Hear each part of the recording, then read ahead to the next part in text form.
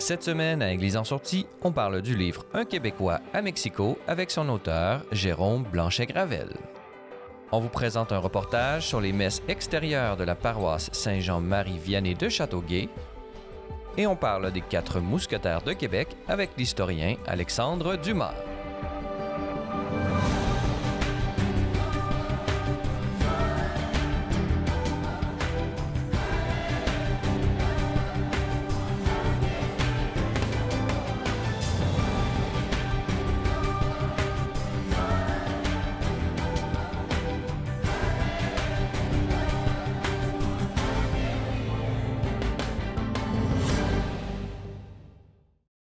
Bonjour mesdames et messieurs et bienvenue à Église en sortie. Aujourd'hui à l'émission, nous allons d'abord parler d'échanges interculturels et pour en discuter, nous avons avec nous par visioconférence qui nous rejoint du Mexique, Jérôme Blanchet-Gravel. Bonjour.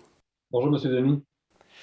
Jérôme Blanchet-Gravel, vous êtes journaliste et essayiste, contributeur dans de nombreux médias, à la fois en France et au Québec, et auteur de nombreux ouvrages, dont votre plus récent sur lequel j'aimerais discuter avec vous aujourd'hui, si vous le permettez. Son titre, Un Québécois à Mexico, récit d'un double choc culturel, publié aux éditions L'Harmattan dans la collection Horizon Amérique latine. Mais tout d'abord, pour contextualiser votre propos, parlez-nous un peu du récit qui a fait de vous, d'une certaine façon, un expatrié québécois à Mexico. Oui, bien c'est ça. Pour la petite histoire, souvent, les gens pensent que je suis j'ai déménagé à Mexico, en fait, à la suite de la crise sanitaire pour profiter d'un espace de liberté dont on a un peu moins dans les pays occidentaux. Mais ça a commencé beaucoup avant. En fait, je le raconte dans le prologue. C'est en juillet 2018 que je suis arrivé la première fois à Mexico. C'était vraiment, c'était par curiosité que je venais ici. Par intérêt, par attrait, en fait, pour le monde hispanophone en général. J'ai toujours été assez hispanophile. Là. Je traîne cette passion depuis le début de ma vingtaine. Et on peut parler d'une sorte de coup de foudre, hein, finalement, avec le pays, mais aussi en particulier avec la ville. Hein. La ville de Mexico, il faut le rappeler aux auditeurs, aux téléspectateurs, c'est quand même une ville de 25 millions de personnes. Donc, c'est une ville où il y a à peu près 3 fois la population du Québec à l'intérieur. Donc, c'est une ville extrêmement dynamique, non seulement sur le plan démographique, mais sur le plan culturel. Donc, j'ai été frappé, j'ai été happé par ce dynamisme incroyable, cette vitalité incroyable. Et c'est vraiment, c'est l'impression, voire la certitude de me trouver dans un monde beaucoup plus vivant que le nôtre, le monde occidental, qui m'a vraiment motivé à commencer la rédaction de ce récit. Et donc, il y a une gradation dans le livre. Et là, les gens vont s'apercevoir que, bon, il y a un aspect personnel. Évidemment, c'est un récit. Donc, je vais raconter des éléments biographiques, là, c'est-à-dire, par exemple, mon mariage avec ma femme, etc., à Coyoacán. Mais c'est aussi un livre, c'est un livre sur le Mexique, mais c'est aussi un livre sur le Québec. Et ce que j'appelle le malaise québécois, le malaise occidental. Donc, j'ai essayé de comprendre, en fait, pourquoi nos sociétés occidentales étaient devenues si aseptisées, si mortifères même depuis la crise par rapport aux sociétés en voie de développement, comme le Mexique, qui ont bien des problèmes, hein, des problèmes, la violence, la pauvreté. Vous avez lu, je ne sais pas, de dépeindre un Mexique à l'eau de rose. Donc, la grande question, c'est pourquoi on s'est ramassé au Québec avec une société aussi froide, hein, finalement, et aussi bureaucratique? Peut-être qu'au Québec, on manque un peu de chaleur humaine. Et d'une certaine façon, vous-même, Jérôme Blanchet-Gravel, vous qui habitez au Mexique, mais qui êtes québécois, justement, vous avez, d'une certaine façon, peut-être vécu vous-même ce choc culturel. Vous traînez, d'une certaine façon, avec vous cette société aseptisée, comme vous la décrivez, et vous êtes maintenant à Mexico. Alors, parlez-nous un peu de ce double choc culturel qui fut le vôtre et qui est peut-être celui des Mexicains qui vous entourent. Oui, bien, c'est ça, c'est le sous-titre traduit bien l'idée du livre, hein, double choc culturel, c'est-à-dire que quand je dis c'est un livre sur le Mexique, mais sur le Québec, et c'est à partir du contraste qu'effectivement je traîne par ma propre personne, que je vais brosser le portrait dresser le portrait, c'est-à-dire d'une société, c'est ça, plus vivante et en parallèle d'un Québec qui, avec la crise sanitaire, parce que quand j'ai commencé la rédaction de ce livre-là, je ne savais pas du tout que la crise sanitaire s'en venait. Évidemment, personne ne le savait. Et cette crise-là va être extrêmement révélatrice de ce qu'est devenu le Québec, mais aussi l'Occident, parce que le Québec en fait partie de l'Occident, donc c'est pas que sur le Québec. Des fois, bon, les gens disent ah, c'est très critique du Québec, oui, mais le Québec, il faut se projeter aussi dans l'ère civilisationnelle. Là. Le Québec, c'est une partie de l'Occident. Donc, ça va être très révélateur sur le plan culturel de cette société aseptisée, cette société marquée par le politiquement correct, une société sans religion, une société où le rapport à la mort est très difficile et la pandémie va faire ressortir aussi ça. Donc, un Québec où l'évacuation de la religion a créé un malaise à la fois sociétal et psychologique dont on a de la misère à se relever. Le rapport à la mort, c'est difficile maintenant au Québec de composer avec une fin inéluctable. Et on l'a vu aussi, l'interdiction des funérailles durant la crise sanitaire, pas l'interdiction complète, mais beaucoup de règles, l'impossibilité parfois d'aller voir des proches mourants à l'hôpital. Donc, ça a été un choc culturel, mais à l'envers. Et comment ceux justement que vous côtoyez, ces Mexicains auxquels vous parlez, vous vous adressez et peut-être vous échangez sur la réalité québécoise, quelles sont leurs réactions lorsque vous leur décrivez les différentes mesures et le climat culturel qui est le nôtre depuis ce début de pandémie? Mm-hmm. C'est très paradoxal parce que vous savez, vous en doutez bien, si le Mexique est pour moi une sorte d'Eldorado, le Canada est forcément aussi un Eldorado pour beaucoup de Mexicains en quête, évidemment, d'un meilleur avenir financier. Donc, c'est sûr que, quand on est Mexicain et qu'on gagne 5 par jour, on peut comprendre que même si, malgré les problèmes de vitalité qu'on peut dire du Canada, on peut avoir envie d'y émigrer. Donc, c'est très paradoxal, mais les Mexicains sont toujours très surpris quand je leur dis, par exemple, qu'actuellement au Québec, l'impossibilité de se réunir en famille, le sens de la famille, ça aussi, c'est un choc culturel. Le choc de la famille, le sens de la famille, on en parle beaucoup au Québec, on pense que ça va de soi, mais la vérité, c'est qu'on a perdu le sens de la famille et quand on se retrouve dans une société comme le Mexique, on voit bien que c'est ça qu'on entretient un peu le mythe de l'histoire de famille. Là. Donc, on l'a vu récemment aussi avec le jour de l'an. Le fait de ne pas pouvoir se réunir avec ses proches et même le fait de ne pas pouvoir aller même souper chez ses parents, quand même actuellement au Québec, on le sait parce que c'est un mélange de bulles, c'est très particulier et les Mexicains trouvent ça évidemment très exagéré. C'est quelque chose qui les heurte quand même. Là. Donc, c'est ça, cette espèce de mouvement entre chacun son Eldorado. Quand j'ai une formule dans le livre, j'ai dit l'Occident, c'est la misère psychologique. L'Amérique latine, c'est la misère économique. À chacun sa misère. Concernant le Québec, je pense qu'on a on est devant des blessures assez profondes que la crise a engendrées. On est quand même devant une société qui a adhéré au risque zéro. Et donc, il va falloir que les Québécois redéveloppent une certaine tolérance au risque. Le risque faisant partie de la vie, de l'existence. Et on ne peut pas vivre toute sa vie dans ce qu'on appelle les safe space en anglais. La vie, ça comporte une part d'imprévu, forcément. Et je pense que la présence quelque peu étouffante de l'État au Québec fait en sorte qu'on a créé une sorte de société maternelle où les gens se sont habitués à ce que l'État contrôle un peu les risques et l'incertitude à leur place.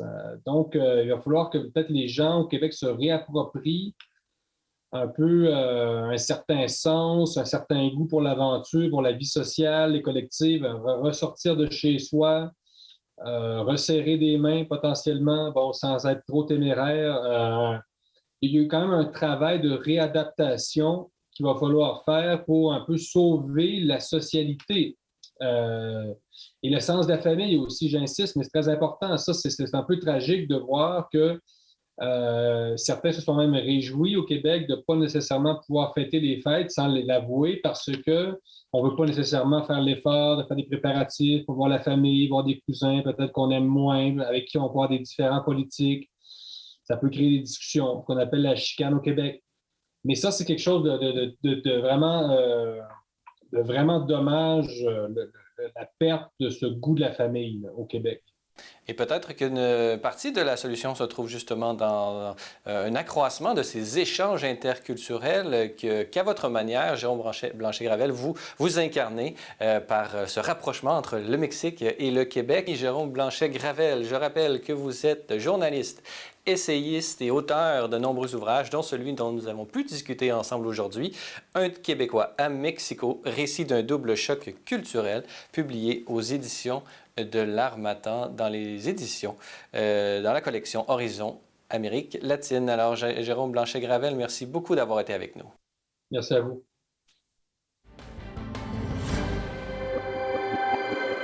Je m'appelle Clément Lafitte, je suis prêtre depuis 10 ans. Ici, on est présentement à la paroisse Sainte-Marguerite-Diouville et c'est l'église Saint-Jean-Baptiste-Marie-Vianney, le curé d'Ars. Le 31 décembre, le couperet est arrivé pour nous. Alors, pour les églises, c'est pas permis de célébrer à l'intérieur, même pas que les églises soient ouvertes. Avant, on pouvait pour venir l'adoration, quelque chose comme ça, une par une. Là, c'est pas permis du tout. Alors, on peut célébrer à l'extérieur. Il y a un maximum de 250 personnes avec les distances. Nous, c'est à l'auto parce qu'on était déjà à l'auto, mais il y a plusieurs endroits à Montréal, un peu partout, qui ont développé en personne. Mais là, il faut 1 mètre de distance, bien sûr. Il faut respecter les consignes qui sont là. Mais je pense que ça se passe bien un peu partout, bien sûr. Là, pour l'instant, c'est comme ça qu'on le vit. Et là, on attend justement bientôt, on espère d'autres bonnes nouvelles, on espère. Mais c'est là qu'on en est avec toutes ces consignes-là. C'est certain que si on parle juste des messes à l'extérieur, ça fait déjà longtemps qu'on en fait. En fait, depuis ma première année qu'on est ici, la Saint-Jean-Baptiste se fait toujours dehors et d'autres célébrations champêtres parce qu'on a des lieux qui se favorisent ça dans les 3 paroisses aussi. Alors, la messe dehors, c'est pas nouveau. Bien sûr, la situation de la COVID a apporté quelque chose encore plus majeur de ce côté-là. Alors, quand il est venu le fait de ne plus pouvoir célébrer dans les premiers mois, on a commencé sur Internet, on a développé ce côté-là. Et dès que l'été est arrivé, alors que les normes le permettaient, on a commencé à faire beaucoup plus de messes à l'extérieur dans nos paroisses aussi. Bien sûr qu'on a travaillé avec les normes qui changeaient, qui revenaient. Là, présentement, c'est le nouveau, c'est que c'est plus du tout à l'intérieur et que c'est l'hiver. On l'a déjà fait, mais pas l'hiver. Mais moi, c'était pas question que les gens puissent pas célébrer, ceux qui le veulent, bien sûr. Alors, tout de suite, avec l'équipe, on s'est mis là-dessus, tout simplement. Il y a des journées très froides, absolument, mais on l'a fait avec joie. Puis les gens, c'est drôle, ça fait un climat avec les gens qui viennent. Ceux qui sont là, ils veulent tellement, justement. Alors, il y a une ambiance assez particulière de ce côté-là.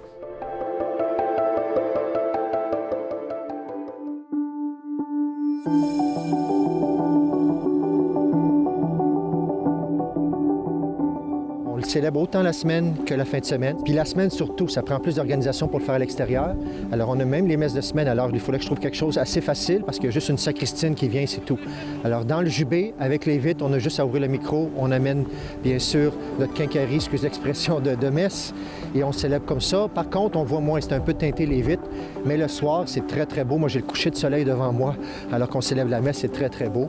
Et l'église qu'on a ici, avec les vitres en haut, avec le parvis, permet que les gens voient de partout. Et le stationnement, c'est peut-être le côté qu'on le fait ici, justement. Le stationnement est parfait pour que les autos soient devant pour voir. Alors, tout de suite, on a enclenché pour que les gens puissent avoir l'Eucharistie, bien sûr, la communion, et venir célébrer. Puis, un moment de communauté, même si on ne se colle pas, on est à l'auto, tout ça.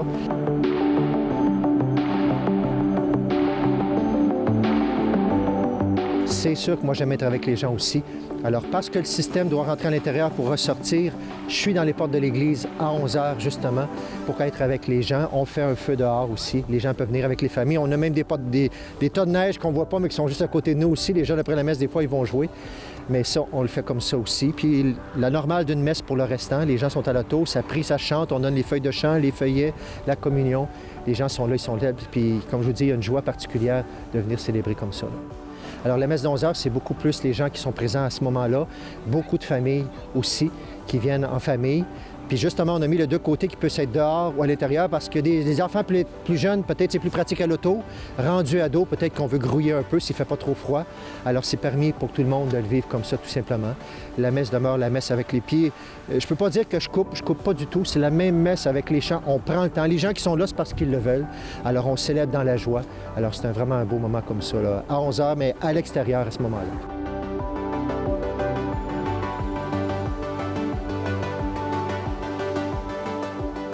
La pire, c'est drôle à dire, c'est peut-être pas la journée plus froide, parce que quand c'est très froid, comme aujourd'hui, je mets mes combines, on met tout ce qu'il faut, bien sûr, c'est les mains. Les gants, au début, c'est pas pire, mais rendu à la consécration, bien sûr, je ne veux pas mettre les gants, tout ça. C'est les doigts qui est le plus difficile. Mais c'est drôle à dire, c'est peut-être pas le moment le plus froid, que j'en avais moins mis la semaine. Alors, pour aller porter les communions, puis quand je suis revenu, bien là, les pieds étaient gelés d'aplomb aussi, justement. C'est souvent les extrémités, mais pour le restant, c'est surprenant. Je pensais pas que ça se vivrait bien comme ça. On est quand même un peu caché, vu qu'on est dans le portique de l'église. On n'est pas complètement dehors pour l'instant. On pourrait le vivre aussi, mais à cause du son. Alors, je ne peux pas dire qu'à date. Puis on a eu une grosse journée qui était peut-être la semaine passée, qui était probablement avec pas le vent, mais on dit que c'était pas loin de moins 20.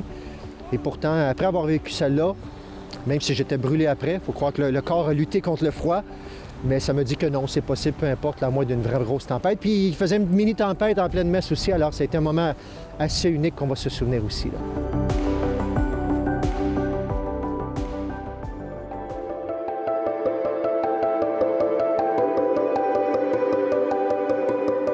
Bien, le tournoi missionnaire, on en entend parler depuis des années. C'est sûr qu'on était, je peux dire, dans nos paroisses, on essayait de le vivre de manière aussi.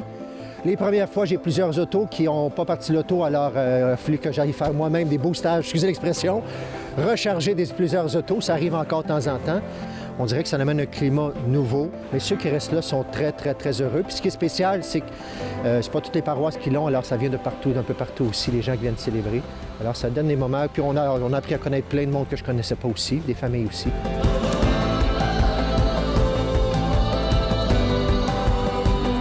Le côté communautaire est plus difficile. Les catholiques, on vient à la messe, puis on s'en va chacun. Mais on dirait que ce côté-là est très intéressant parce que les gens sont tellement heureux d'être là aussi. Et après la messe, ça jase, ça d'auto, etc. Fait qu'on dirait qu'il y a un côté communautaire, on espère qu'il va rester avec des gens un peu partout qui sont là. Fait que c'est ça le côté peut-être qui va se développer un peu plus. On a l'impression. Bien sûr, je n'ai pas de réponse claire avec tout ça, là, mais ce qu'on vit, c'est ce côté-là présentement.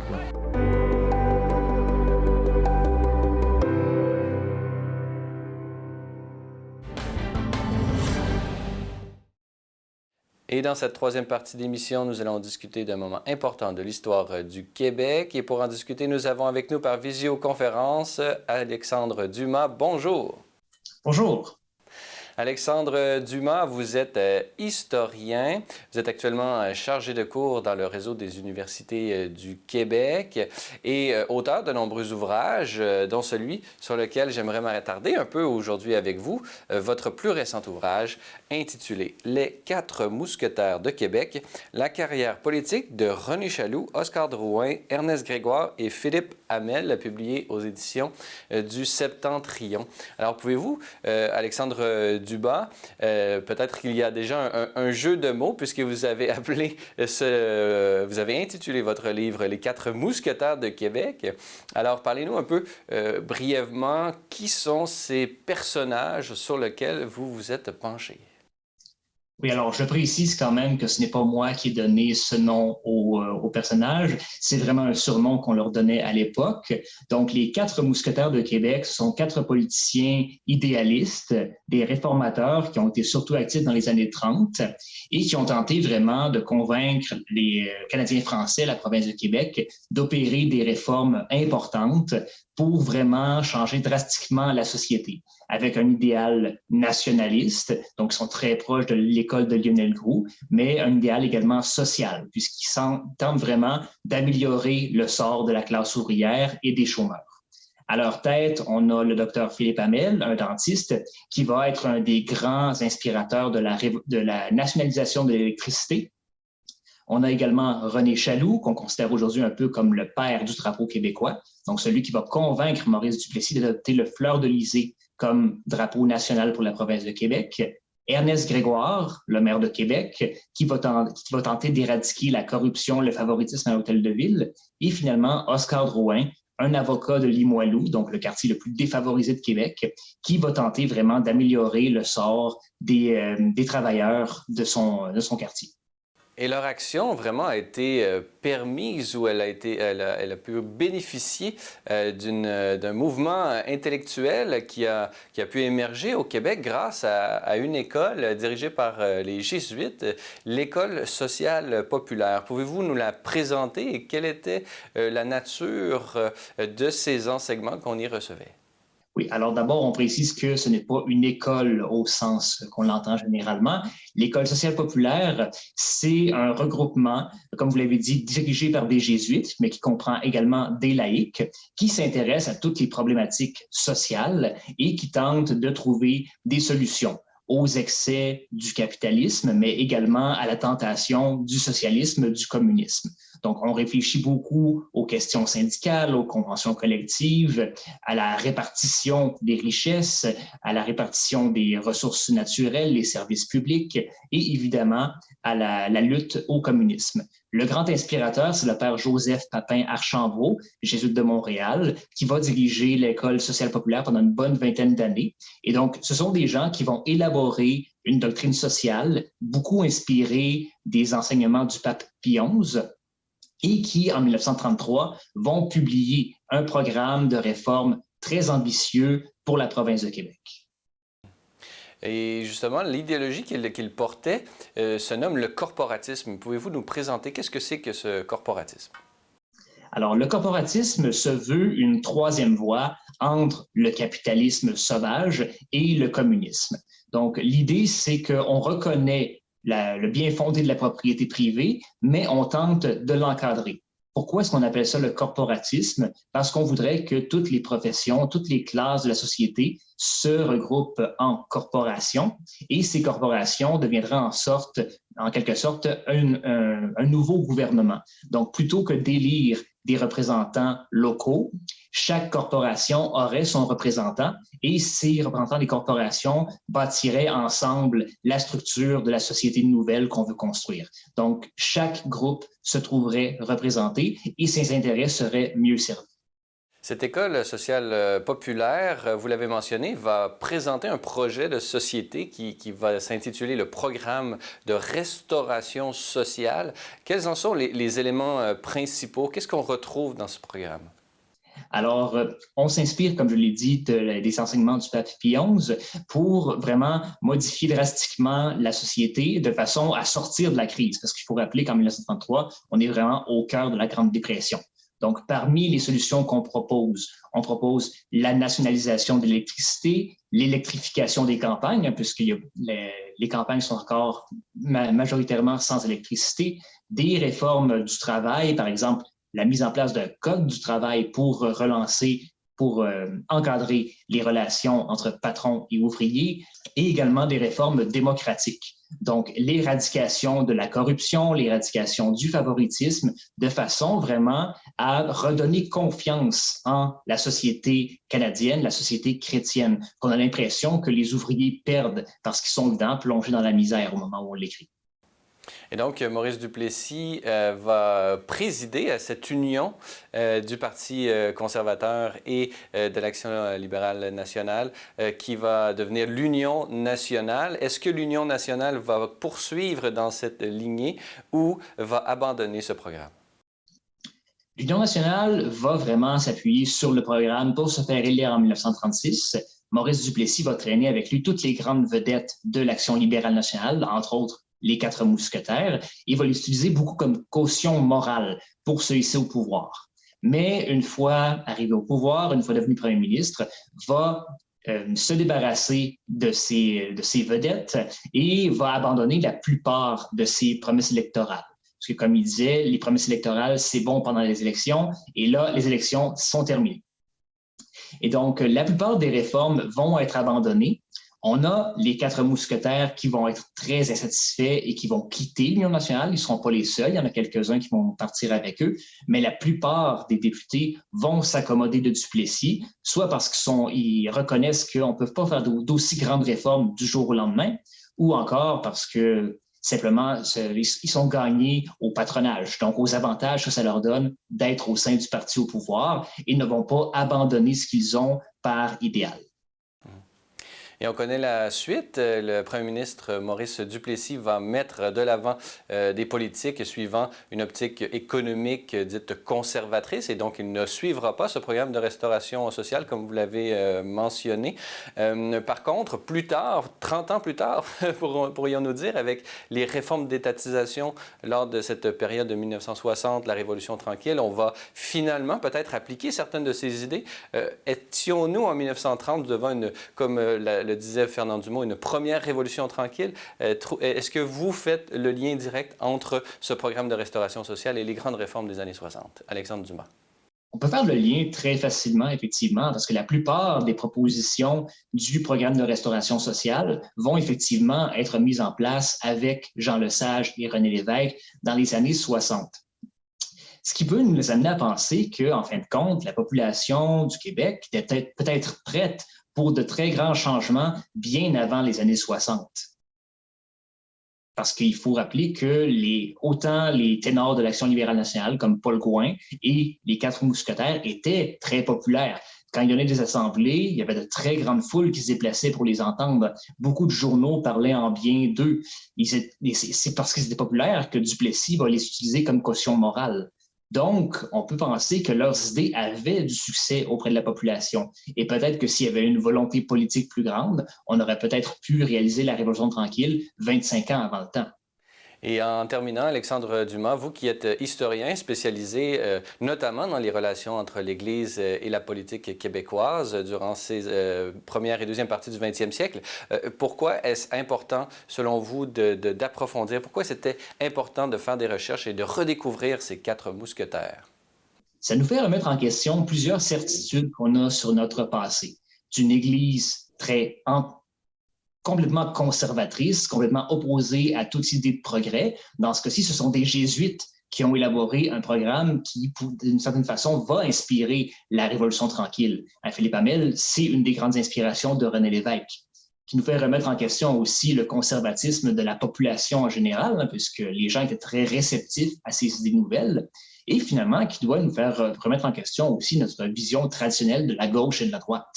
La nationalisation de l'électricité, les grandes réformes sociales, ce sont des idées qu'on identifie généralement à la gauche. Mais Philippe Hamel et les autres mousquetaires se considéraient comme des hommes de droite, des conservateurs. Pour eux, ce n'était pas du tout une question de progrès social, c'était une question au contraire de conserver les valeurs traditionnelles. Et donc, à une époque où vraiment on est de plus en plus polarisé politiquement entre gauche et droite, je pense que leur parcours doit nous amener à penser que peut-être le cadre est plus grand que celui qu'on pense. Peut-être qu'il y a de la place autant pour des idées de gauche et de droite. Réinscrire l'histoire actuelle dans le temps long de l'histoire du Québec, c'est ce que nous retenons et c'est ce que nous découvrons en vous lisant, Alexandre Dumas, dans votre plus récent ouvrage, Les Quatre Mousquetaires de Québec, la carrière politique de René Chaloux, Oscar de Rouen, Ernest Grégoire et Philippe Hamel, publié aux éditions du Septentrion. Alexandre Dumas, je rappelle que vous êtes historien, chargé de cours dans le réseau des universités du Québec. Alors, merci beaucoup d'avoir été avec nous. Merci. Voilà, c'est tout pour aujourd'hui. N'hésitez pas, si vous avez des questions ou commentaires, vous pouvez nous écrire à l'adresse qui apparaît au bas de l'écran. Sur ce, je vous souhaite une très bonne soirée à notre antenne.